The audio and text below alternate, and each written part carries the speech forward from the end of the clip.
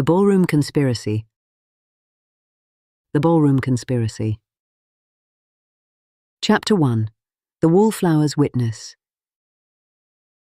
Miss Beatrice Grey had perfected the art of invisibility long before she ever attended her first London ball. At 23, she understood that a young woman of modest means and unremarkable connections possessed a singular advantage. No one ever noticed her watching. The March evening had promised nothing more remarkable than the usual parade of titled gentlemen assessing heiresses and heiresses assessing titled gentlemen. The Duchess of Lansdowne's annual charity ball at Wentworth House was the final significant social event before Parliament resumed session, and every eligible person of consequence had crowded into the grand ballroom beneath the infamous chandeliers, 3 massive tiers of Waterford crystal that had hung in the Wentworth family for over a century. Beatrice had positioned herself near the supper-room doors, her lavender gown deliberately plain, her dark hair arranged without the elaborate curls that marked the fashionable young ladies circulating on the dance floor. From this vantage point, she could observe without being observed, a skill honed during 4 seasons of watching her more beautiful, more wealthy acquaintances find husbands while she remained firmly attached to the wall. Still playing the spectator, Miss Grey? She started slightly at the voice beside her. Mr. David Campbell materialized from the crowd with the ease of a man accustomed to moving unnoticed himself, though for entirely different reasons. As secretary to the Duke of Atherton, he occupied that curious social netherworld where he was too important to ignore, yet too insignificant to merit real attention. Mr. Campbell. She inclined her head. I find the view from here instructive. Do you? He followed her gaze across the ballroom. And what do you see? She considered the question seriously. Lady Catherine Winthrop has danced twice with Viscount Ashford, which will be announced as an engagement by Easter. Lord Pembroke has consumed 7 glasses of champagne and will require assistance to his carriage, and the Duchess is distressed because the ice sculpture is melting faster than the lobster patties. Campbell's mouth curved. You miss nothing. On the contrary. Beatrice turned to face him properly. I miss everything, but I observe quite diligently. Their quiet amusement was interrupted by a commotion near the main entrance. The Duke of Atherton had arrived, and his presence rippled through the assembled company like wind across water. He was a man who commanded attention not through ostentation, but through sheer force of presence. Tall, silver-templed at 52, with the kind of face that belonged on old coins or in history books. Beatrice had seen him before, of course. Everyone in London had. He was one of the most powerful men in England, leader of the reformist faction in the House of Lords, and the likely next Prime Minister should the current government fall, which everyone expected it would, following the crucial vote on the Industrial Reform Bill scheduled for the following week. But tonight, watching him move through the crowd, Beatrice noticed something that made her frown. The Duke paused at the threshold of the ballroom, his gaze travelling upward toward the massive chandelier that dominated the centre of the room. For just a moment, his expression shifted, not fear precisely, but recognition, as if he had expected to find something there. Then he was swept away by well-wishers, and the moment passed. You work for him, Beatrice said to Campbell, who had not moved from her side. I have that honour. He seems troubled. Campbell's bland expression did not flicker. The Duke has many matters on his mind. The Reform Bill, as I'm sure you know, is encountering significant opposition. There are those who would prefer to see it fail. Lord Stanhope's faction, among others. Campbell's tone suggested the subject was closed. If you'll excuse me, Miss Grey, I should attend to my duties. He melted back into the crowd, and Beatrice was alone again with her observations. The evening wore on. The lobster patties were consumed, the ice sculpture reduced to a sad puddle of swans, and Lady Catherine Winthrop's engagement was confirmed through the simple expedient of her being discovered in the library with Viscount Ashford, a circumstance that caused her mother to look simultaneously horrified and triumphant. Beatrice had long since exhausted her interest in the dancers and had begun studying the room itself. Wentworth House was a marvel of Georgian architecture, its ballroom a symphony of white and gold, with those 3 magnificent chandeliers casting prismatic light across the proceedings. The largest hung directly above the centre of the dance floor, a constellation of crystal that must have weighed several tons. She was calculating the approximate number of individual crystals, surely in the thousands, when she noticed a man she did not recognize. This was itself unremarkable. She did not know everyone in London. But something about him drew her attention. He was dressed appropriately in evening clothes, but they fit him poorly, as if borrowed or hastily altered.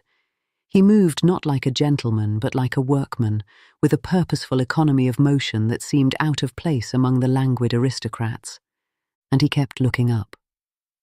His gaze tracked repeatedly to the great chandelier, but not with the casual appreciation of an admirer of fine crystal. He was studying it, measuring it, and in his hand he carried a glass of champagne that he did not drink.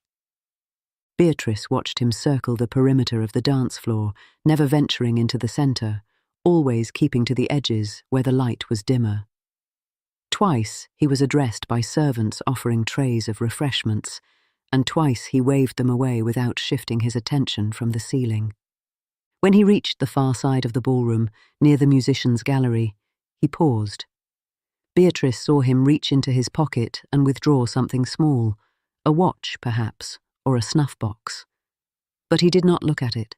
Instead, he held it in his palm for a moment, then returned it to his pocket and continued his circuit. She should have dismissed it. She should have returned to her contemplation of the engaged couple, or the drunk lord, or the distressed duchess. But something held her there, watching that man make his slow, deliberate way around the room. When he reached the supper-room doors, the very spot where she had stood with Mr. Campbell earlier, he stopped again. This time, he looked directly at the chandelier's anchor point in the ceiling, a decorative medallion of carved plaster. His lips moved, as if counting, or praying. Then he turned and walked directly toward the servants' staircase. Beatrice made a decision she would question for the rest of her life. She followed him. The servants' staircase was narrow and dark, a utilitarian afterthought hidden behind a tapestry. Beatrice gathered her skirts and climbed, grateful that her dancing slippers made no sound on the wooden treads. Above her, she could hear the man's heavier footsteps, steady and unhurried. He emerged on the floor above, which housed the family's private apartments. Beatrice knew this only from the house plans that had been published in last month's society papers. The Duchess was notorious for allowing journalists to print details of her home. The man seemed to know it as well, for he turned immediately toward a door that led, if Beatrice's memory served, to the attic spaces above the ballroom. She hesitated at the threshold. If she was caught here, her reputation would be destroyed. An unmarried woman following a strange man into the servants' quarters of a ducal mansion. She would be cast out of society, sent home in disgrace, condemned to a life of rural spinsterhood, watching her younger cousins marry. But the man had looked at the chandelier with such intensity, such purpose. She opened the door. The attic was a labyrinth of trunks, dust sheets, and forgotten furniture. Light filtered up from the ballroom below, through gaps in the floorboards, creating a strange, striped twilight. Beatrice moved carefully, avoiding anything that might creak or shift, following the sound of the man's movements ahead. She found him in a small chamber directly above the ballroom's centre. Here, the floor gave way to an open space where the chandelier's chains disappeared through a reinforced opening, connected to a massive iron winch mechanism that allowed the fixture to be lowered for cleaning. The man stood before this apparatus, studying it with the same intensity he had shown from below. Beatrice pressed herself against a trunk and watched. The man produced his pocket watch again, but it was not a watch. When he opened it, she saw metal tools gleaming inside. He selected one and began working on the winch's locking mechanism, his movements swift and sure. She did not understand what she was seeing until he removed a critical bolt and slipped it into his pocket. The chandelier was now held in place by a single remaining bolt, its chains still wrapped around the winch but no longer properly secured. A strong vibration, the musicians in the gallery below striking up a particularly energetic waltz, might be enough to shake it loose. Or perhaps he had done something else, something she could not see from her hiding place. He stepped back to examine his work, and in that moment, the light from below caught his face fully for the first time. Beatrice memorized every detail. The thin scar curving from his left eyebrow into his hairline, the broken nose, the small mole beside his mouth. She would know him anywhere, she thought. If she ever saw him again, she would know him. Then he turned toward her hiding place, and she stopped breathing. For a long, terrible moment, he stared directly at the trunk where she crouched. Had she moved? Made a sound? She could not remember. She could only press herself smaller, willing herself to become part of the shadows. He took a step toward her. Below, the music swelled. The waltz reached its crescendo, and the floorboards vibrated with the force of dozens of dancing feet. The chandelier chains groaned. The man's eyes widened.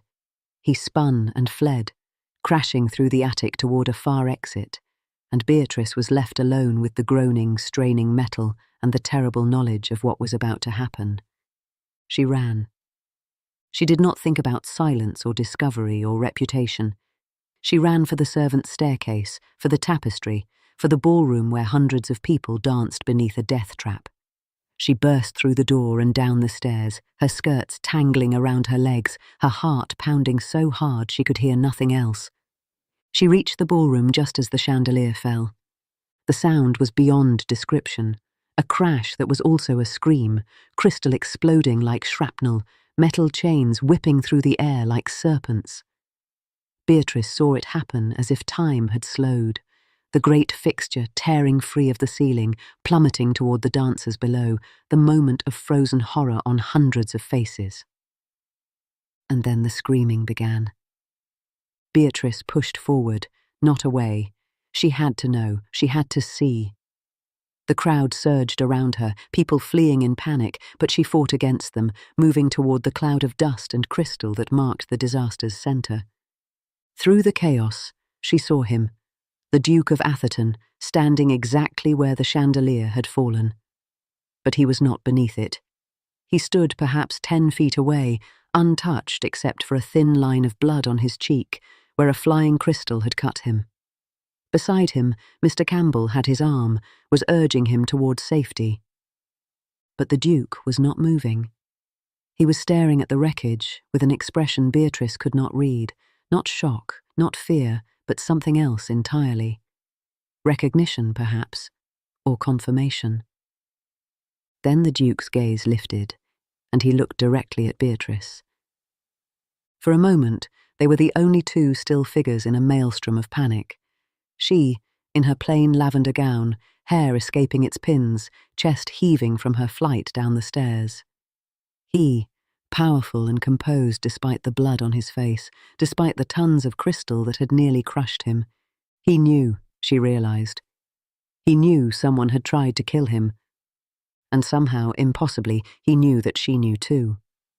Then Mr. Campbell succeeded in moving him, and the moment shattered like the chandelier itself, and Beatrice was alone in the crowd, holding her terrible secret like a handful of broken glass. Chapter 2. Questions and Answers. The morning after the ball, London awoke to news that shocked even a city accustomed to sensation. The Duke of Atherton, one of the most powerful men in England, had narrowly escaped death when a chandelier collapsed at Wentworth House. The official account attributed the incident to faulty maintenance, a tragic accident that had injured 17 people and killed 2 servants who had been standing in the supper-room doorway. Beatrice read the newspapers in her aunt's morning room with hands that would not stop trembling. The servants who died. She had passed that doorway moments before the collapse. If she had been 10 seconds slower descending from the attic, if she had paused to catch her breath, if she had not run. She set down the paper and pressed her hands flat against the table to still them. "Are you unwell, Beatrice?" Her Aunt Prudence looked up from her own correspondence. "You've hardly touched your breakfast." "I am perfectly well, Aunt, only tired from the late night." Such a dreadful business. Aunt Prudence shuddered. To think what might have happened if you had been on the dance floor. Your mother would never forgive me for exposing you to such danger. Beatrice made an appropriate noise of agreement. Her aunt had no idea how close she had come to far greater danger than a dancing accident. The Morning Post arrived, providing a welcome distraction. But among the invitations and social notices was a plain white envelope addressed to Miss Beatrice Gray in a hand she did not recognize. She opened it beneath the table, out of her aunt's sight. "Miss Gray, I must speak with you regarding the events of last evening. Please do not be alarmed, but I believe you may have information of great importance. I will call at your residence this afternoon at 3 o'clock. Yours faithfully, D. Campbell." Beatrice folded the note carefully and slipped it into her pocket. So she had not imagined that moment of recognition. Mr. Campbell had seen her too, or the Duke had told him, and now they wanted to know what she knew. The question was whether she could trust them. Mr. Campbell arrived precisely at 3, looking as composed and unremarkable as he had at the ball. Aunt Prudence received him in the drawing-room with barely concealed curiosity.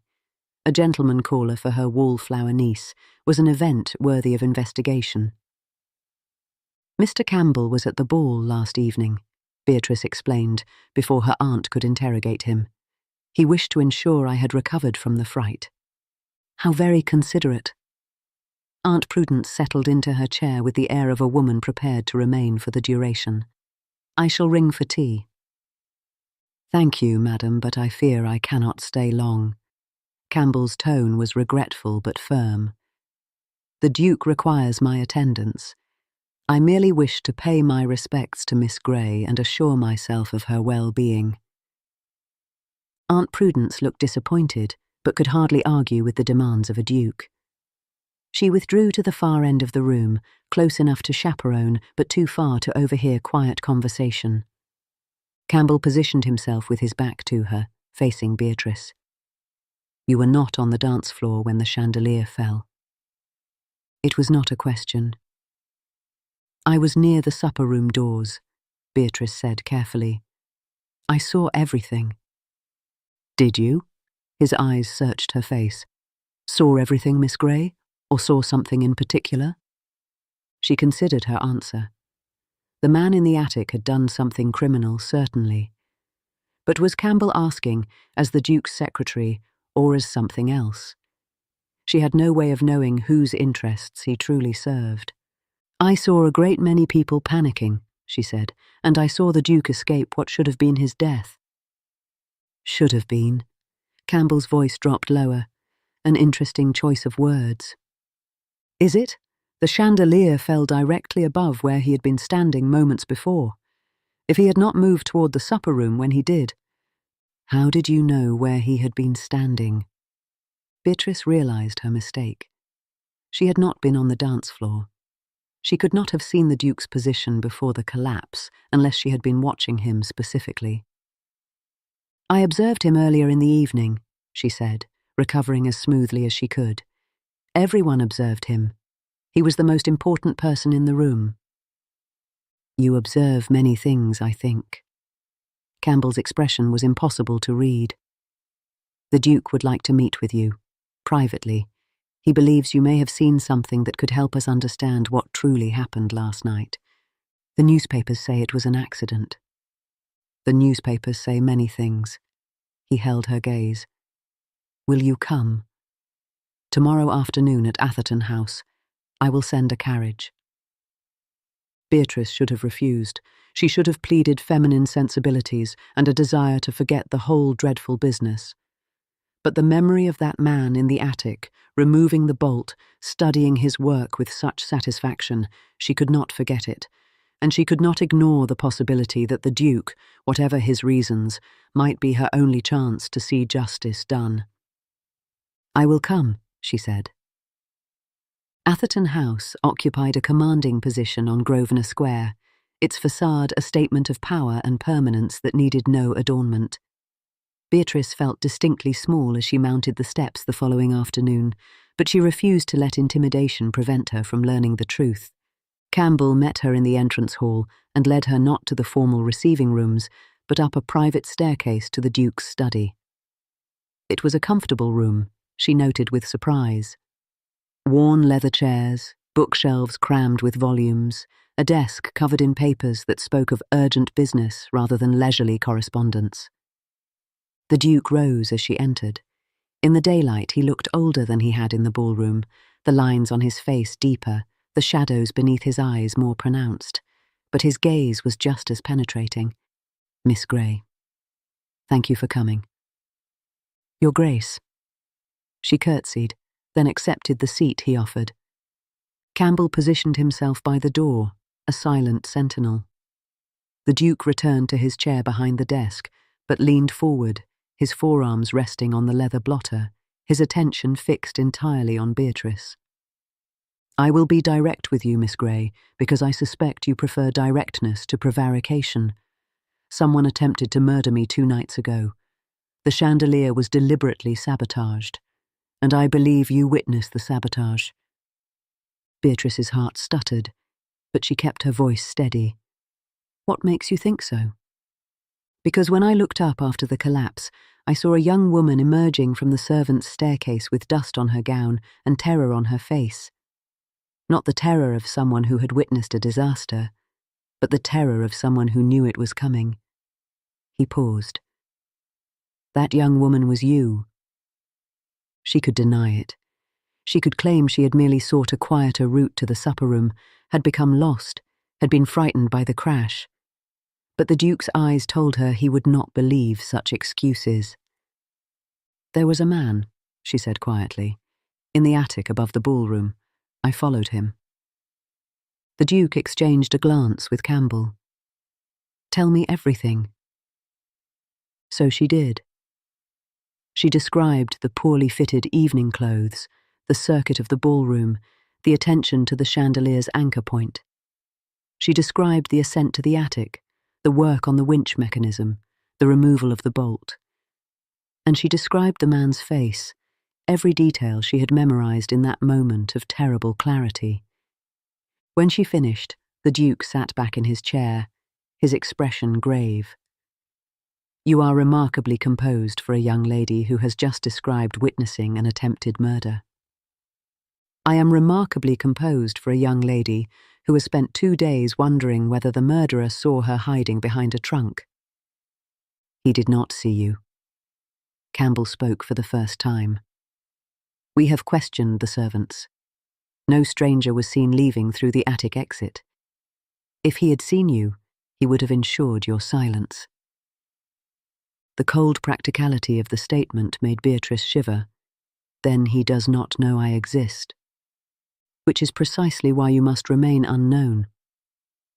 The Duke leaned forward again. "Miss Grey, what you have told me confirms my worst suspicions. This was not the act of a lone madman. This was professional work, carefully planned, and it was intended to kill me before the Reform Bill vote. Your enemies in Parliament?" "Some of my enemies sit in Parliament, certainly, but they have more civilized methods of opposing me." He smiled without humor. "No, this was something else. Someone wants me dead before that vote because they know I can deliver the votes needed to pass the bill. Without me, the reformists will fragment, and the bill will fail." Beatrice struggled to understand. But who would kill to prevent a reform bill? Someone with much to lose if it passes. The bill would regulate factory conditions, limit working hours for children, mandate safety inspections.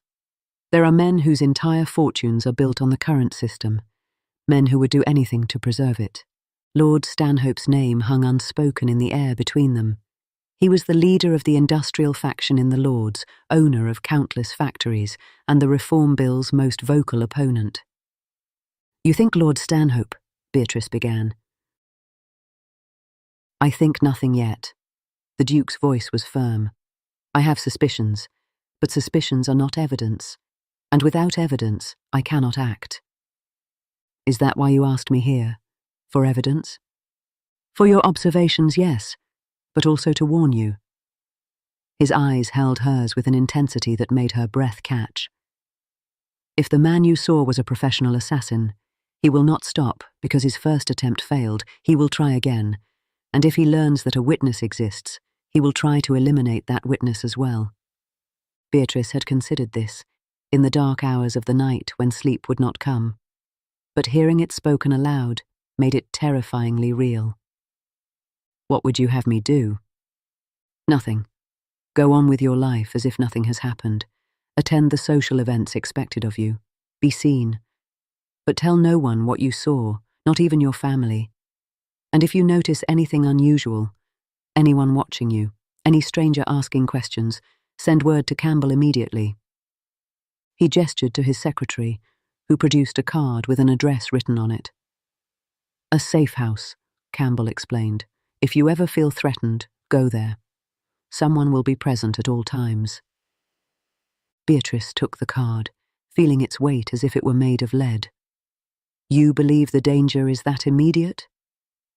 "I believe in being prepared." The Duke stood, signalling the interview was at an end. "Miss Grey, you have done your country a great service today. I will not forget it. And when this is over, I will ensure you are properly thanked. But for now, you must be careful. More careful than you have ever been in your life." She rose and curtsied, then paused at the door. "Your Grace, may I ask you something?" "Of course." "When you entered the ballroom that night, you looked up at the chandelier, before anything had happened, before anyone had touched it. You looked up, and you recognized something. What was it?" For the first time, the Duke's composure faltered. Just slightly, just for an instant. But Beatrice saw it. "I thought I saw a shadow," he said quietly. "A shadow where no shadow should be. I told myself it was nothing, a trick of the light." He met her eyes. "I was wrong to dismiss it. I will not make that mistake again." Chapter 3. The Conspirator's Web. The days that followed were the longest of Beatrice's life. She attended morning calls and afternoon teas, smiled at gossip about the chandelier accident, and listened to Lady Catherine Winthrop's endless wedding plans with a patience she had not known she possessed. All the while, her mind churned with questions she could not ask and fears she could not share. She saw the man twice. The first time was in a milliner's shop on Bond Street. She was examining ribbons when she caught a reflection in the glass case. A figure across the street, standing perfectly still, watching the shop. The scarred face, the broken nose. For one frozen moment their eyes met in the glass. Then he turned and walked away, and by the time Beatrice reached the door, he was gone. She did not send word to Campbell. What would she say? That she had seen a man on a street, that he had looked at her. It was not enough, and some instinct she could not name told her to wait, to watch, to learn more before she revealed herself. The second time was at the opera. She was in her aunt's box, ostensibly watching a mediocre performance of Don Giovanni, when she saw him in the pit below. Not in a box, not among the fashionable attendees, but standing against the wall beside an exit, his face half hidden by a programme. He was not watching the stage. He was watching the boxes, watching the Duke of Atherton's box. The Duke was not present. He had sent word that parliamentary duties prevented his attendance, but the man did not know that. He stood there for the entire first act, watching, waiting, and Beatrice watched him watching, her hands cold in her lap, her heart pounding a rhythm that had nothing to do with Mozart. When the interval came, he slipped out through the exit, and Beatrice made a decision. She rose, murmured something to her aunt about needing fresh air, and followed him. The corridor outside was crowded with opera-goers seeking refreshment and conversation. Beatrice pushed through them, keeping her eyes fixed on the dark head moving steadily toward a side door. He was not hurrying, not looking back. He had no reason to suspect he was being followed. But someone else was watching. Beatrice saw them just before they reached him. Two men in respectable evening clothes, moving with the same purposeful economy she had noted in the assassin. They intercepted him at the side door, and for a moment, the three figures formed a tableau. The assassin startled, the newcomers calm and expectant. Then the assassin nodded once, and all three vanished through the door. Beatrice hesitated only a moment before following. This was foolish, dangerous, possibly fatal.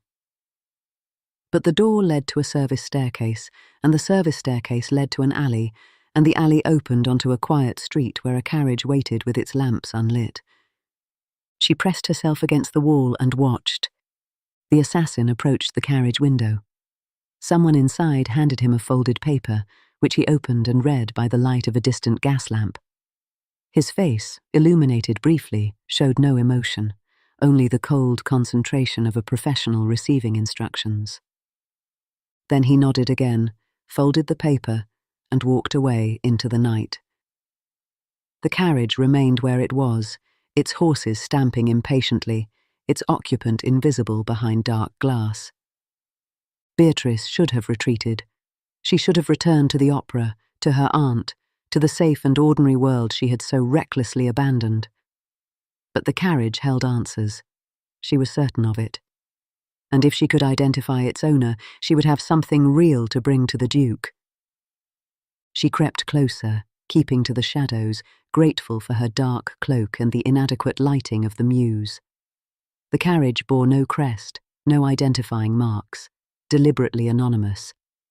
But as she drew alongside, a gust of wind caught the curtain at the window, lifting it just enough for her to see inside. An old man, silver-haired, sharp-featured, dressed in the height of fashion despite his years. He held a cane with a gold handle, and his eyes, even in the dim light, held an expression of absolute command. Beatrice had seen that face in newspaper sketches, in political cartoons, in the galleries of the House of Lords. Lord Stanhope. She stumbled backward, her foot catching on a cobblestone, and the sound echoed in the narrow street like a gunshot. The carriage driver turned, the curtain fell, and Beatrice ran. She ran through alleys and across squares, her lungs burning, her mind blank with terror. She did not stop until she reached Grosvenor Square, until she was pounding on the door of Atherton House, until Campbell's startled face appeared in the opening and pulled her inside. "Lord Stanhope," she gasped. "The assassin! I saw them! Lord Stanhope is behind it!" Campbell sat her down in the Duke's study with a glass of brandy she did not want and a blanket she did not need. She was shaking, she realized. Shaking uncontrollably, her teeth chattering despite the fire blazing in the grate. The Duke arrived within minutes, roused from a late session of Parliament. He listened without interruption as Beatrice told her story, his face growing grimmer with each word. "You are certain it was Stanhope?" "As certain as I am standing here. I saw his face. I saw the cane with the gold handle, the one he always carries. It was him." The Duke exchanged a look with Campbell. "This changes things." "It confirms things," Campbell corrected. "We suspected. Now we know." "But we cannot act." The Duke's voice was heavy. A young woman's word against a peer of the realm, with no proof beyond a glimpse in a darkened carriage. It would never stand. "What about the assassin?" Beatrice's voice was steadier now. "If you could find him, capture him, make him talk." "He vanished into the night, Miss Grey. London has thousands of alleys and millions of shadows. We could search for years and never find him." The Duke's shoulders sagged. "I am sorry. Your courage has given us certainty, But certainty is not enough. Beatrice set down the brandy glass. Then we must make it enough. We must find proof, real proof, evidence that cannot be dismissed. The assassin will try again. The vote is in 4 days. He must act before then, or Stanhope's cause is lost. You want to use yourself as bait? Campbell's voice was flat. Absolutely not. I want to use myself as an observer. I am already watching. I have been watching for days without being detected. If I continue, you were nearly detected tonight. The Duke's tone was firm. You stumbled. You ran. If the driver had pursued you instead of remaining with the carriage, you would be dead. But I am not dead, and I am the only one who knows what the assassin looks like. She leaned forward, willing them to understand. You cannot watch for him. You don't know his face, but I do. Let me continue. Let me help. The Duke studied her for a long moment. Why? Why are you so determined to risk your life for this? It was a fair question. Beatrice considered it honestly. Because those 2 servants died, because they were standing in the supper room doorway, and if I had been 10 seconds faster, they might have lived. Because someone must speak for them, and no one else will. Something shifted in the Duke's expression. Respect, perhaps, or recognition of a kindred spirit. Very well, but you will not do this alone. Campbell will accompany you to every event, watch from the shadows while you watch from the crowd, and at the first sign of danger, you withdraw.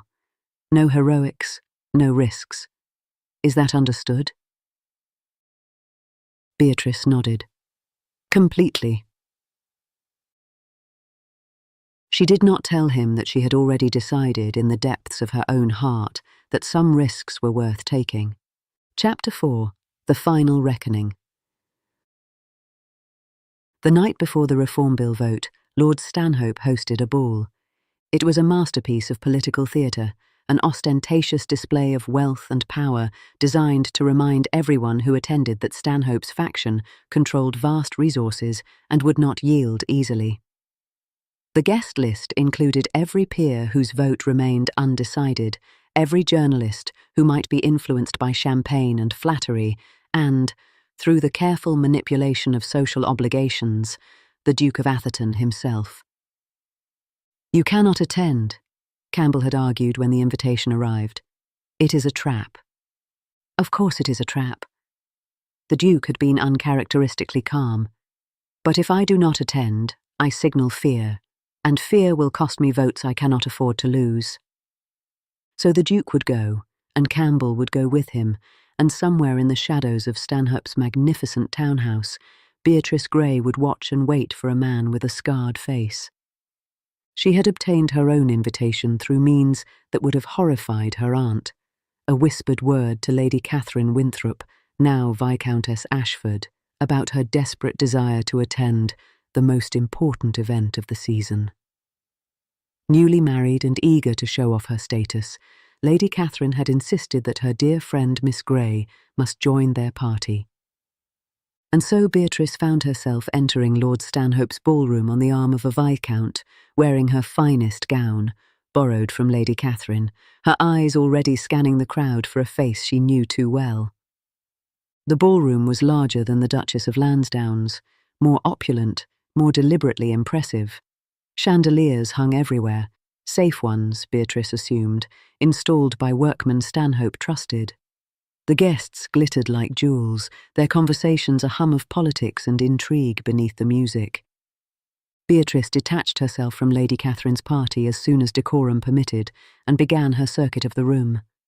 She moved as she had at the Duchess's ball, along the edges, avoiding the centre, appearing to be merely another wallflower with nothing better to do than observe. She did not see the assassin. She saw Lord Stanhope holding court near the orchestra, his gold-handled cane tapping time to the music.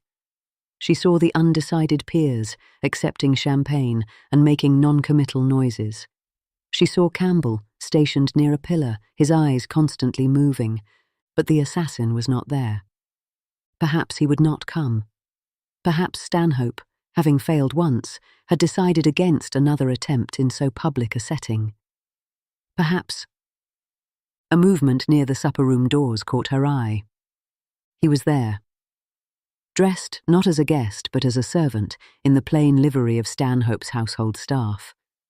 A tray of champagne glasses in his hands, his head respectfully lowered, moving through the crowd with the same purposeful economy she remembered. Beatrice's heart stopped, then raced forward. She watched him circle the room, offering champagne to guests who barely glanced at him. He was not heading toward the Duke, she realized. Not yet. He was positioning himself, waiting for the right moment. She needed to warn Campbell without alerting the assassin. She began moving, slowly, carefully, keeping pillars and groups of guests between herself and the man in livery. But the ballroom was crowded, and her progress was agonizingly slow. She watched the assassin draw closer to the Duke's position, closer, closer. And then she saw the second man. He was also in livery, also carrying a tray, also moving with that too purposeful gait. But his tray held not champagne, but covered dishes, and he was approaching the Duke from the opposite direction, a path that would intersect with the assassins at the exact spot where the Duke stood talking with a group of undecided peers. A coordinated attack. 2 assassins, 2 weapons, 1 target. Beatrice stopped calculating risks. She stepped directly into the assassin's path. He saw her immediately. He could hardly miss her, standing there in her borrowed finery, blocking his way. For 1 heartbeat, his expression did not change. Then recognition flickered in his eyes, and she knew, that he remembered the attic, that he understood exactly who she was. "Move aside, miss." His voice was soft, pleasant, utterly at odds with his purpose. "You are interfering with the service. You are going to kill him." She kept her voice equally soft, equally pleasant. "I cannot allow that." The assassin's eyes flickered past her, to his partner approaching from the other side. He made a tiny gesture, a signal, and the second man altered his course, circling wider. "You cannot stop us," the assassin said. "There are 2 of us, and you are 1 woman. Step aside, and you may live. Or you may kill me here, in front of everyone, and reveal yourself before you complete your mission." Beatrice's heart was pounding so hard she could barely hear her own words, but her voice remained steady. Is that what Lord Stanhope would want? A public scandal? An investigation? Witnesses who saw his servants commit murder? For the first time, uncertainty crossed the assassin's face. Behind her, Beatrice heard the Duke's voice, deep and calm, discussing factory reforms with men who held the future of England in their hands. She had to keep the assassins here, had to delay them until what? She had no plan. She had only herself. "I know what you did to the chandelier," she said quietly. "I was there. I saw you remove the bolt. I can describe your face, your clothes, your movements in perfect detail. If anything happens to the Duke tonight, I will testify. I will name you. I will ensure that Lord Stanhope's name is dragged through every court in England." The assassin's eyes went cold. "Then you will not live to testify." He reached beneath his tray, and Campbell's voice rang out across the ballroom. "Miss Grey, there you are.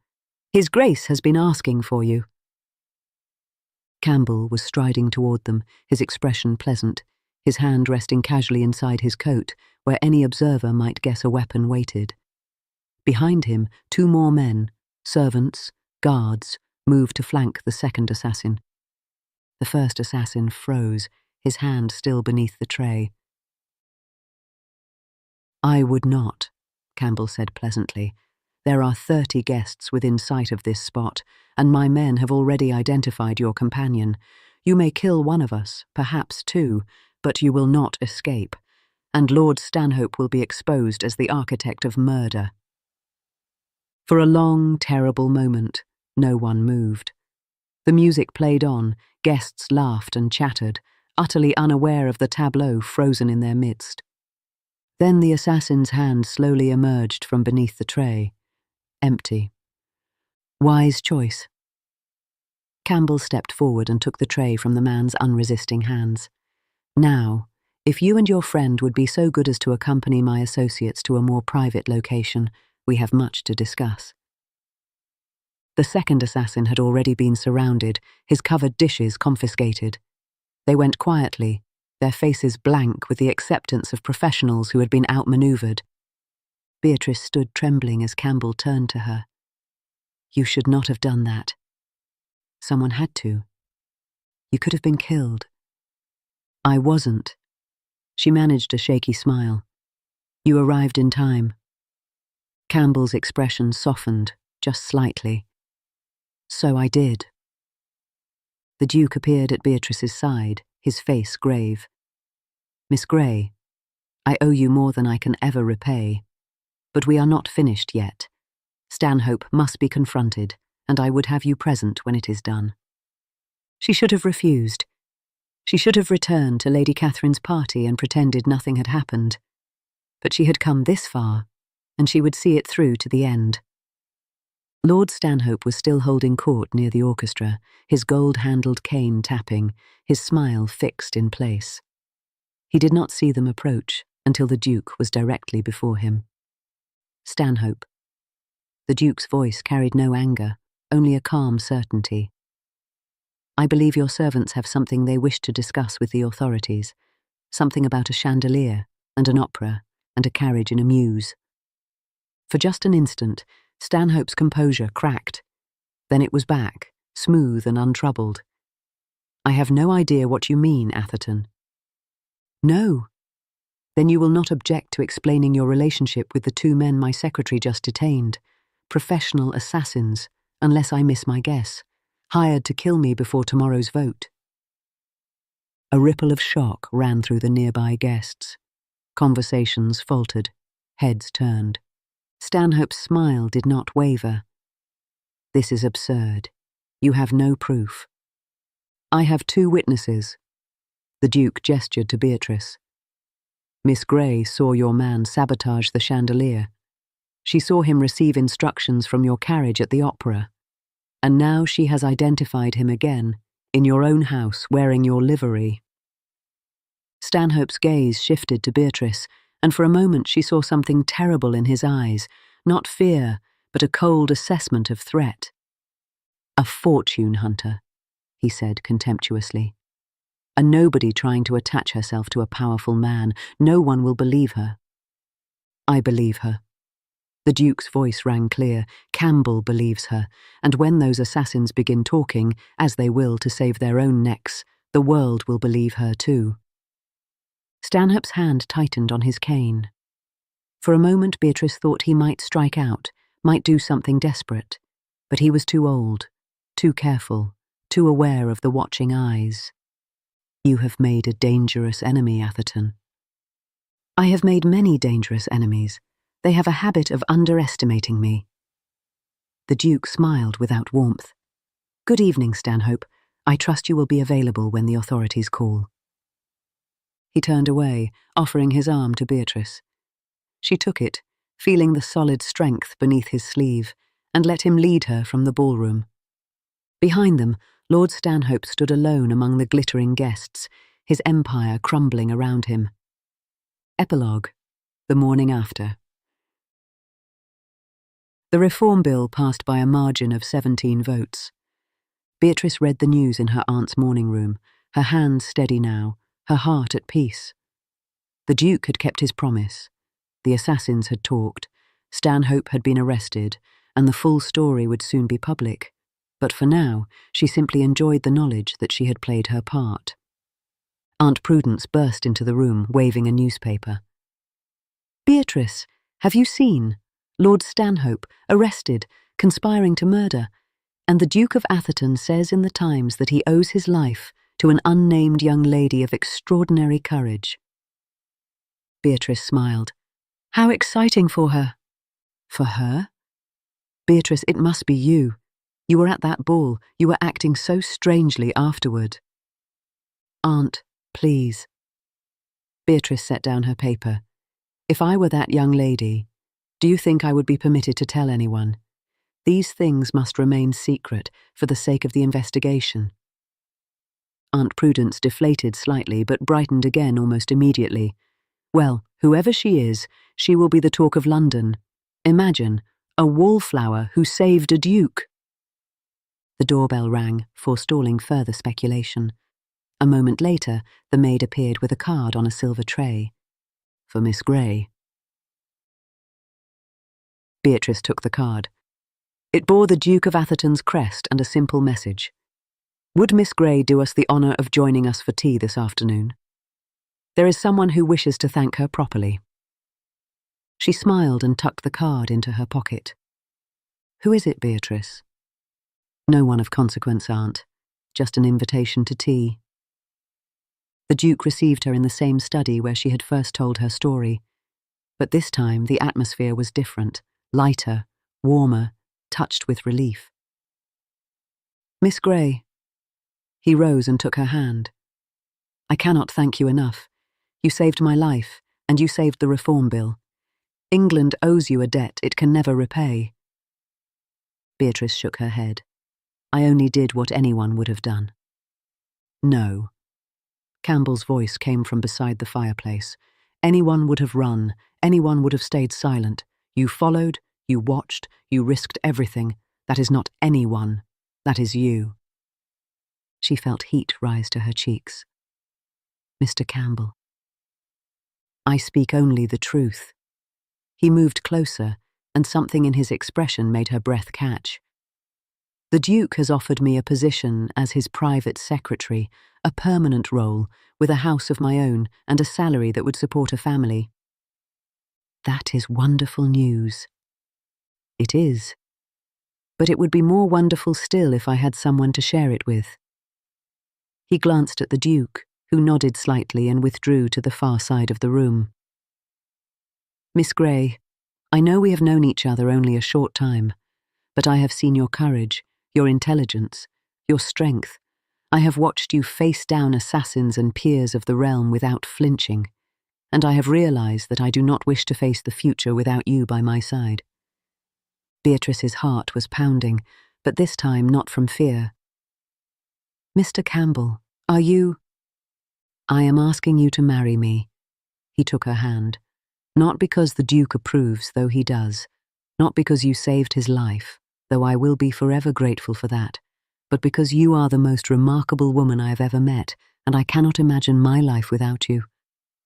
She looked at him, this quiet, watchful man who had moved through shadows and emerged into light.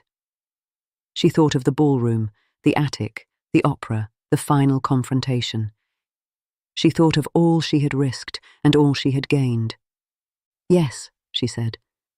David, yes. His smile was like sunrise. They were married in a quiet ceremony 6 weeks later, after the scandal had died down and Stanhope had been transported for life. The Duke gave the bride away. The newspapers called it a fairy tale, the wallflower who saved a duke and won a husband. But Beatrice knew the truth. She had not saved a duke. She had saved herself. She had stepped out of the shadows and into the light, and she would never be a wallflower again. In the ballroom of her memory, the chandelier still fell. But in the ballroom of her future, she danced, not against the wall, but in the centre, with David Campbell's hand in hers and all of London watching. And for once, she did not mind being seen. The end. My dear and gentle listeners, thus concludes our tale for tonight. If you have walked these winding paths of devotion and doubt with us, if you have felt the hush of candlelit confessions and the tremor of guarded hearts at last laid bare, then you have my most sincere gratitude. It is no small thing to lend one's time and tender attention to a story. In an age as hurried as our own, such constancy is a rare and admirable virtue. I thank you for it most warmly. Should you wish to remain in our company, to wander further through moonlit gardens, stand witness to proud dukes undone, steadfast heroines revealed, and love that triumphs over pride and peril alike, I entreat you to subscribe and join our growing circle. By subscribing, you ensure that no whispered scandal, no long-buried secret, and no long-awaited declaration of the heart shall pass you by. Until we meet again beneath the soft glow of chandeliers and the turning of carriage wheels, I remain, as ever, your devoted storyteller.